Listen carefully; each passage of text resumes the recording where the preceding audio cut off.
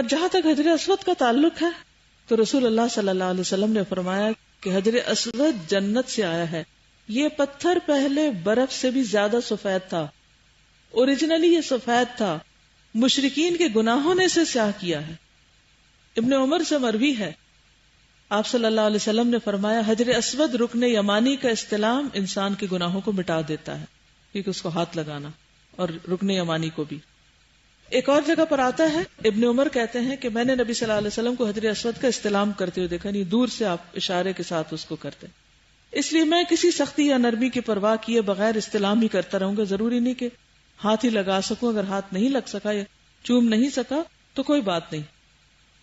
نبی صلی اللہ علیہ وسلم نے فرمایا کہ حجر اسود اور مقام ابراہیم جنت کے یاقوتوں میں سے 2 یاقوت ہیں. اللہ تعالیٰ نے ان کا نور اٹھا لیا ہے. اگر ان کا نور باقی رہتا تو مشرق و مغرب کے درمیان ساری چیزوں کو روشن کر دیتا. یعنی اتنے بہترین پتھر ہیں.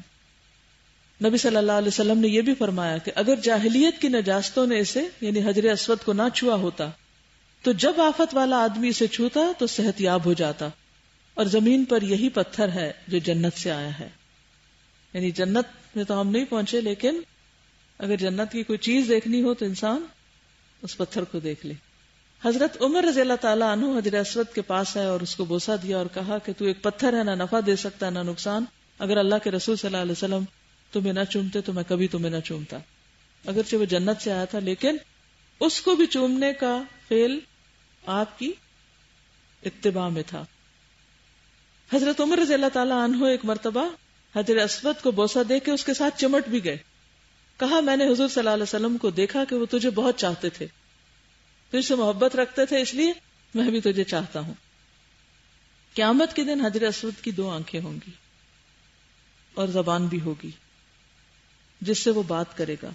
جس نے اسے حق کے ساتھ چوما قیامت کے دن وہ اس کے بارے میں گواہی دے گا. قیامت کے دن حجر اسود جب آئے گا تو وہ جبل ابو قبیس سے بھی بڑا ہوگا. اس کی 1 زبان اور 2 ہونٹ ہوں گے. اللہ جس کو چاہے زبان دے دے. اللہ تعالیٰ ہاتھوں کو بھی بلوائے گا، کہیں گے کہ یہ کیسے بولیں گے، تو کیا کہیں گے؟ انطقنا اللہ الذی انطق کل شیء. اس اللہ نے بلوایا جس نے ہر چیز کو بلوا دیا. آپ کی عمر کا 35واں سال تھا. اب آپ دیکھیے 20 سال 25 سال اور اب 35 سال کہ ایک زوردار سیلاب آیا جس سے خانہ کعبہ کی دیواریں پھٹ گئی. یہ دیواریں ایک بار کعبہ میں آگ لگ جانے کی وجہ سے پہلے ہی کمزور ہو چکی تھی.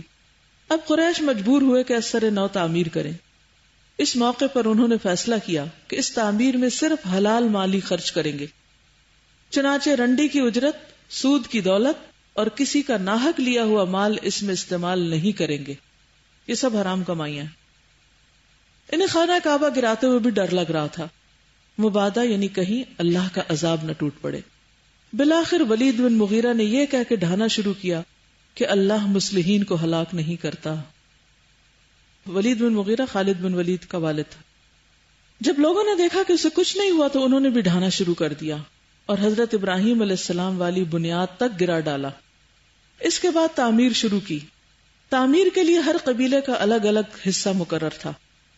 اشراف یعنی ایلیٹ اپنے کاندھوں پر پتھر لاتے اور ڈھیر لگاتے. اشراف کے لفظ سے آپ کو سمجھ نہیں آئے گی کہ یہ کون ہے. کسی بھی سوسائٹی کے ایلیٹ، بڑے بڑے لوگ، سب بڑے بڑے سردار خود شریک تھے تعمیر میں. رسول اللہ صلی اللہ علیہ وسلم اور آپ کے چچا عباس بھی پتھر ڈھو رہے تھے. تعمیر کا کام باقوم نامی ایک رومی معمار کر رہا تھا.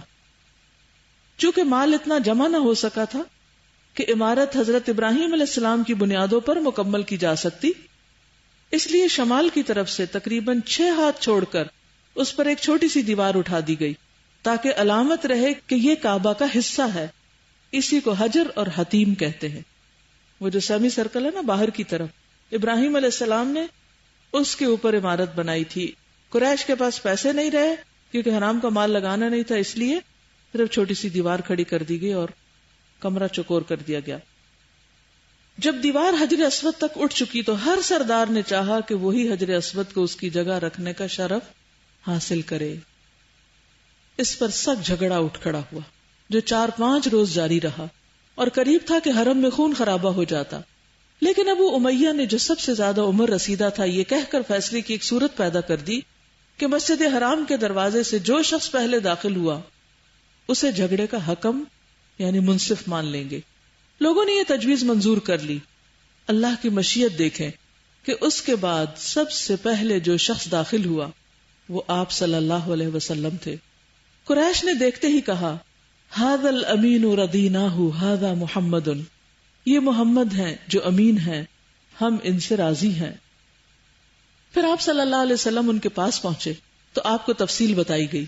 آپ نے اس کا یہ حل نکالا کہ ایک چادر لی، اس میں حجر اسود رکھا اور سب سرداروں سے کہا کہ اس کا کنارہ پکڑ کر اوپر اٹھا لیں. سب نے ایسا ہی کیا. جب چادر حجر اسود تک پہنچ گئی تو آپ نے اپنے مبارک ہاتھ سے حجر اسود کو اس کی جگہ پر رکھ دیا. یہ اتنا عمدہ فیصلہ تھا کہ اس پر سب خوش ہو گئے. حجر اسود زمین سے 1.5 میٹر بلندی پر ہے. کتنا اونچا ہے؟ 1.5 میٹر. اور دروازہ تقریباً 2 میٹر اونچا ہے. قریش نے اسے اتنا اونچا اس لیے رکھا تاکہ ان کی اجازت کے بغیر کوئی شخص کعبہ میں داخل نہ ہو سکے. دیواریں 18 ہاتھ بلند ہیں جبکہ پہلے 9 ہاتھ تھیں.